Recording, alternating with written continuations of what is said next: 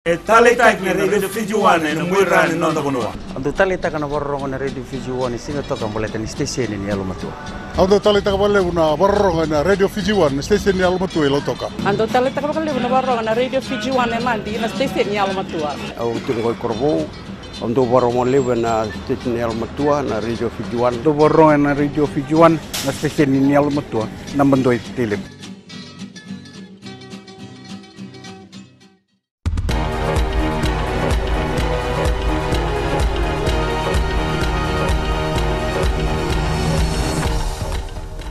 Ni sambula, sai koyongona Vakaleleka ni nonda i tukutuku.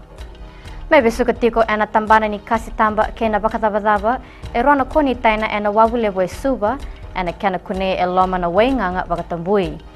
E sabaka oti e sona sambolo ni waingangongo, ki kornibia mera laki dikebi ka sabakan deitaki ni waingangongo, e bakatakai me gamma hydroxy butyric acid.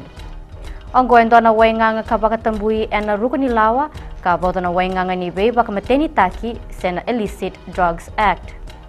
Pakaritaka endona itukutuku maina tambani ni kasitamba kena bakatavadava ni abaka utiko maina koni taina ongo bua endona leoni bono e viti kabulia tiko erona koni taina ni waiwai na soybean oil mai China.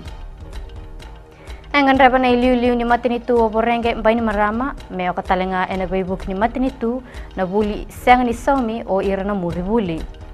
Eka ni rao ningai oka na muribuli ena itubutubu ni ambaki ronondolu tin kalima.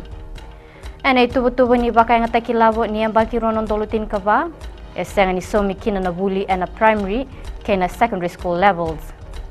Engan reba combine marama mena wili na muribuli ena ambaki ronondolu tin kalima. Rau satu tongi taki e ruana leo ni bunua mai China, ka rau mbei taki ni rau senga ni bakari taka ni labo ni bunua tani, ka tiko bei rau.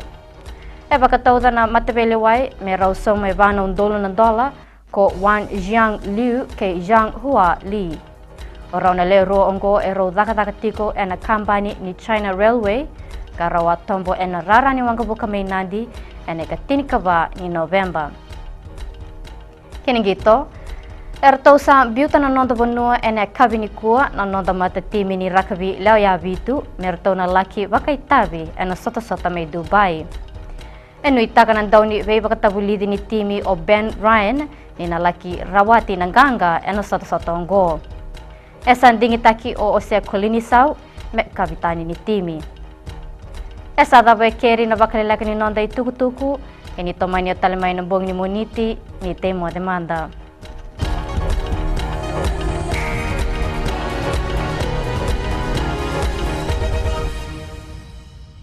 Bulan 2 Saiba Tolu FM, enapan 2 raki-raki. Bula FM namban 2 inosor. Go etabo ke boto kola sa Bula FM nga. Bula FM nampan 2 korbo. Bula FM namban 2 esawa. Bula FM namban 2 lo toka. Bula. Namban 2 nang Bula FM memba. Bula FM namban 2 enaser in Singapore. Ando talita kana borrongo na Bula FM lo toka. Ale akar borrongo Bula FM nampan 2 share.